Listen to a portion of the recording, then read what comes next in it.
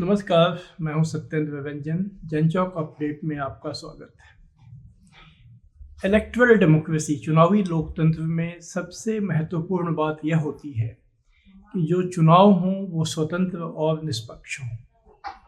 लेकिन उतना ही अहम यह भी होता है कि जो भी स्टेक होल्डर हैं, यानी जो भी चुनाव में शामिल होते हैं, चुनाव में शामिल होने वाले राजनीतिक दल हैं, मतदाता, ये दो मुख्य स्टेक होल्डर हैं। बाकी तो जो प्रशासन और तमाम जो इकाइयां होती हैं वो इसको संपन्न कराने में शामिल होती हैं। खैर, जो भी इसमें शामिल होता है, जो भी इसमें स्टेक होल्डर है, उसका भरोसा बना रहे कि चुनाव स्वतंत्र और निष्पक्ष हो रहे हैं, चुनाव स्वच्छ हो रहे हैं। अगर यह भरोसा कहीं कमजोर पड़ता है या इसको लेकर लोगों के मन में किसी भी तरह का संदेह अगर आने लगता है, तो उसे चुनावी लोकतंत्र के लिए बहुत ही चिंताजनक, एक बहुत ही खतरनाक बात माना जाता है। इसलिए माना जाता है कि दुनिया का ऐसा अनुभव है कि बहुत से देशों में जहां यह भरोसा टूटा, वहां पर जो एक सामाजिक समझौता रहा जिसके तहत ये व्यवस्था आई और उसके तहत विभिन्न पार्टियां चुनाव मैदान में उतरती हैं, वो अपना पॉलिसी प्रोग्राम लेकर जाती हैं, नेताओं का करिश्मा लेकर जाती हैं, उसके आधार पर वोट मांगती हैं, लोग उनको वोट देते हैं। जो जीतता है, जो सबसे ज़्यादा वोट लाता है, वो सरकार चलाता है एक निश्चित अवधि तक, जैसे कि भारत में वो 5 साल के लिए जनादेश मिलता है। जो बाकी पार्टियां हार जाती हैं, वो मान लेती हैं कि वो उतना समर्थन नहीं जुटा सकी जो जरूरी था सत्ता में आने के लिए। अगर जनता ने उन्हें इतना समर्थन दिया कि वो विपक्ष की भूमिका निभाएं, तो वो विपक्ष की भूमिका निभाती हैं।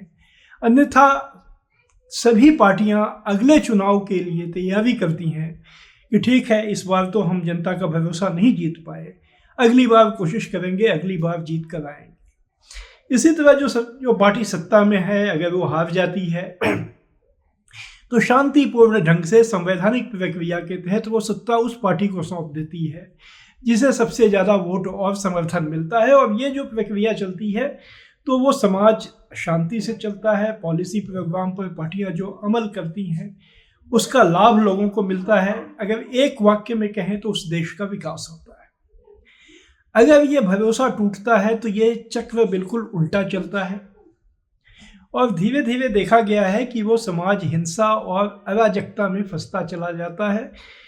इसकी सबसे जो ताज़ा मिसाल है वो हमारा पड़ोसी देश बांग्लादेश है।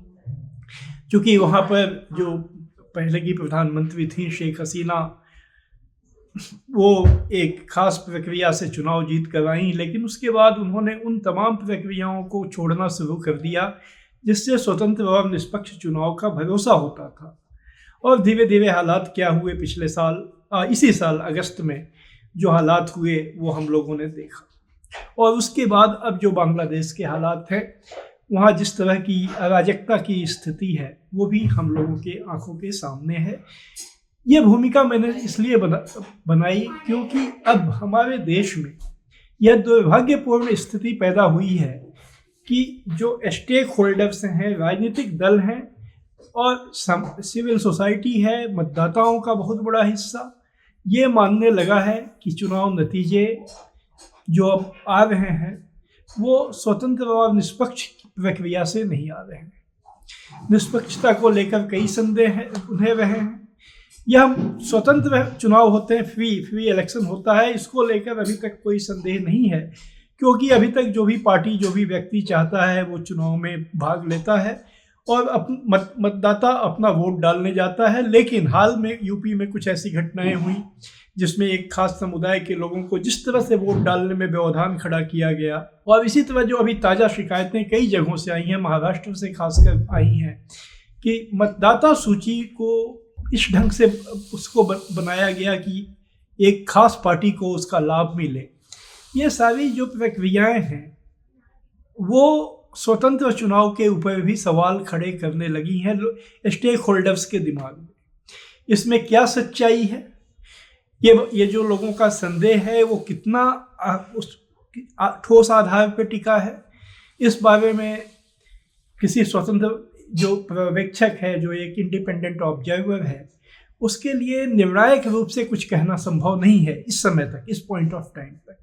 लेकिन यह संदेह जो पैदा हुआ है उसकी जो वजह है उसको हम लोग समझ सकते हैं। एक वजह तो ये जो परिस्थितियां हैं, दूसरी वजह है कि जो चुनाव को कराने वाली संस्था है निर्वाचन आयोग की निष्पक्षता पर संदेह सबसे पहले खड़े हुए, और आज उसके बारे में एक धारणा बन गई है कि वो आज की सत्ताधारी पार्टी यानी भारतीय जनता पार्टी के हितों में काम करता है। निर्वाचन आयोग ने अपनी तरफ से कोई कोशिश नहीं की है कि वो इस धारणा को तोड़े, क्योंकि वो कई बार ऐसा लगता है जो वो जवाब देता है, जब विपक्षी दलों ने कुछ सवाल उठाए, उसको चिट्ठी लिखी, तो ऐसा लगता है कि वो एक पक्षीय ढंग से जवाब दे रहा है। अब ये सारे सवाल सघन होकर उठे हैं।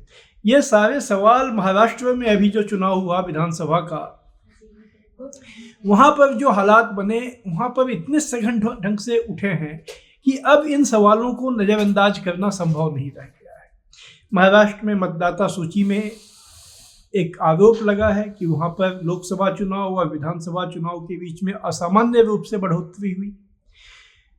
वहाँ की जो पार्टियां हैं, जो महाराष्ट्र विकास आघाड़ी, जिसमें कांग्रेस है, एनसीपी है, शरद पवार वाली एनसीपी, और शिवसेना उद्धव ठाकरे वाली जो उसमें शामिल है, इन लोगों ने खुलकर आरोप लगाए हैं कि चुनाव स्वतंत्र और निष्पक्ष नहीं हुए। उन्होंने स्पेसिफिकली, विशेष रूप से ईवीएम, जो चुनावी जिन मशीनों से अब हमारे यहाँ मतदान काफ़ी समय से होता है, उसमें हेर फेर के आरोप लगाए हैं।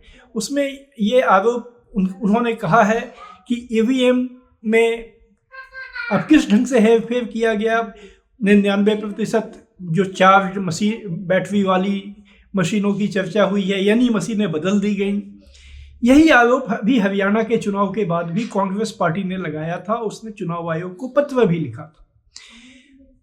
अब चूंकि जो एमवीए में पार्टियां हैं महाराष्ट्र में, उन्होंने इस सवाल पर जन आंदोलन छेड़ने का ऐलान कर दिया है, तो इससे यह बात अब लगता है कि बात कहीं जो एक सीमा से पार कर गई है, या उनके मन में यह संदेह जो है वो लगता है, उन्हें लगता है कि अब पानी अब जो है वो गले के ऊपर आ चुका है। अब आखिरी मौका है जब इस सवाल को लेकर जनता में वो जाएं, और जनता में जाने की शुरुआत उन्होंने पिछले हफ्ते कर दी, जब पार्टी के सबसे बड़े जो इस घटक, ये जो अघाड़ी है यानी गठबंधन है, इसके सबसे बड़े नेता, सामाजिक कार्यकर्ता बाबा आढाव के पास गए। बाबा आढाव एक वयोवृद्ध नेता हैं, वो पुणे में पहले से अनशन पर बैठ गए थे।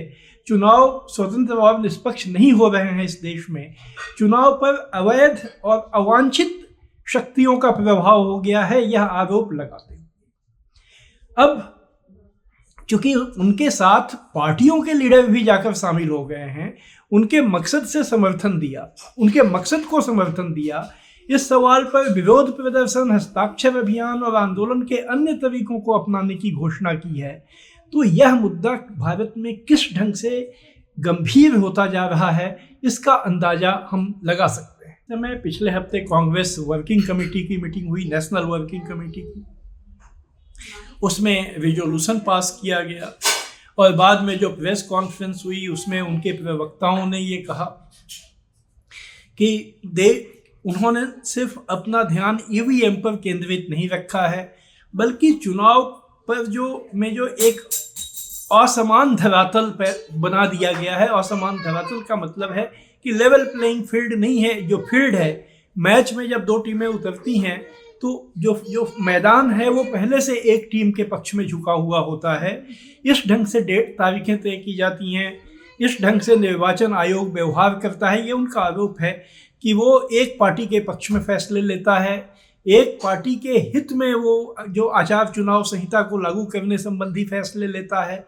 ये सारी चीज़ें शिकायतें हैं। मीडिया का दुरुपयोग तो एक बड़ा सवाल है जो बाबा आढाव ने जो सवाल उठाया है, अभी हम लोग उसकी बात करेंगे। कांग्रेस पार्टी ने ये नहीं कहा, लेकिन कांग्रेस पार्टी ने ये जरूर कहा कि उन्होंने चुनाव को नियंत्रित करने या उसको मैनिपुलेट करने की, उसमें हेर फेर करने की जो बड़ी कोशिश है उस पर उन्होंने ध्यान केंद्रित किया है। इसके साथ उन्होंने ऐलान किया कि अब वो इस सवाल को लेकर जन आंदोलन छेड़ेंगे। जन आंदोलन का कोई कार्यक्रम नहीं बताया कब से होगा, वो किस रूप में होगा, लेकिन उन्होंने कहा है कि वो राष्ट्रीय आंदोलन छोड़ेंगे। लेकिन महाराष्ट्र में कांग्रेस भी महाविकास आघाड़ी का हिस्सा है, जिसने अपना कुछ कार्यक्रम घोषित किए। ये सारी परिस्थितियां तो वो हैं जो पार्टियां कह रही हैं, पार्टियां महसूस कर रही हैं। शिकायतें और भी हैं। बाबा आढाव जैसे सामाजिक कार्यकर्ता या जो दूसरे जो ऑब्जर्वर हैं, जो दूसरे सिविल सोसाइटी के लोग हैं, जो बातें जिस तरफ ध्यान दिलाते रहे हैं। आज चुनाव की स्थिति ऐसी हो गई है कि जो संसाधन है, जो पैसा है और प्रचार तंत्र है, वो लगातार 24 घंटे एक पार्टी विशेष के एजेंडे को आगे बढ़ाता है और उसी के पक्ष में देश के जो बड़े पूंजीपति हैं उनका पैसा लगता है। और चूंकि चैनल और अखबार भी उनके हैं तो ये प्रचार तंत्र भी उसको उपलब्ध होता है।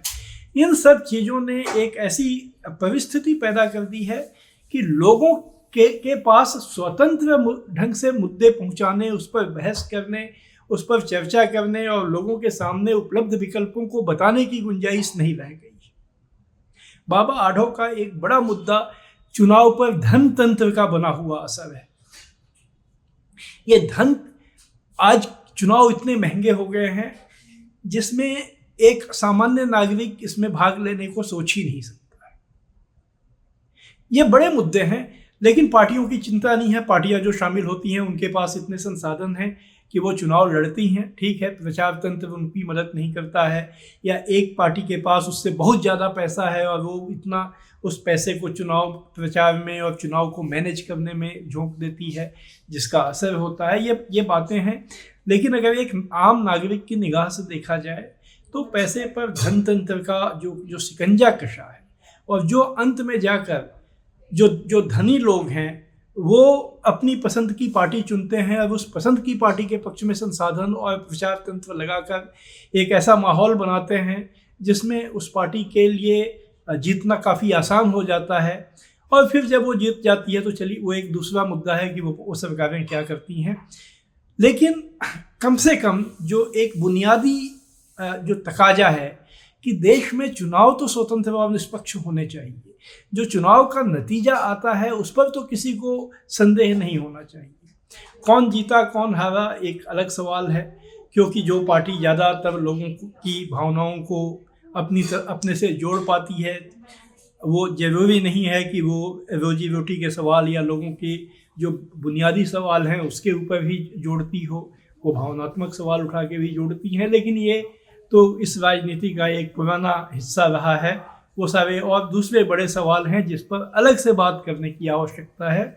आज सवाल है कि जितना भी इस लोकतंत्र में संभव है, कम से कम जो इसमें स्टेक, वो पार्टियां जो सक्षम है भाग लेने के लिए, वो उम्मीदवार जो उतना इस महंगे चुनाव को भी अफोर्ड कर सकते हैं, उनके बीच में तो मुकाबला जो होता है वो संदेह से परे हो। वो मुकाबला ऐसा हो कि जब चुनाव नतीजा आए तो ये स्वीकार कर लिया जाए कि ये जीत गए, ये हार गए। लेकिन अगर किसी के मन में यह भाव आता है, जैसा कि अभी महाराष्ट्र में हम लोग देख रहे हैं, या हरियाणा में कांग्रेस पार्टी ने कहा था, या इसके पहले भी ये बातें हो सकती हैं, बहुत से उदाहरण हम ढूंढ कर ला सकते हैं कि एक पक्ष को अगर लगता है कि वो चुनाव हारा नहीं, उसे हरा दिया गया है, उसे लोगों का तो पूरा समर्थन मिला था, लेकिन जो समर्थन रिफ्लेक्ट हुआ मशीनों में है गड़बड़ी की वजह से या दूसरे माध्यमों से जो चुनाव पर शिकंजा कसा गया, उसकी वजह से उससे जन समर्थन होने के बावजूद जीतने से वंचित कर दिया गया। तो ये बहुत ही एक गंभीर स्थिति है, गंभीर चेतावनी है। इस पर आज देश को जागने की आवश्यकता है, संस्थाओं को जागने की आवश्यकता है, न्यायपालिका को जागने की आवश्यकता है, क्योंकि ये अभी तक इन सभी संस्थाओं ने का जो रोल रहा है वो वैसा नहीं रहा है जो समाज में और सभी जो स्टेक होल्डर हैं उनमें भरोसा पैदा कर सके। हम फिर आपके पास अपडेट लेकर आएंगे। आज बस इतना ही। आप सबको मेरा नमस्कार।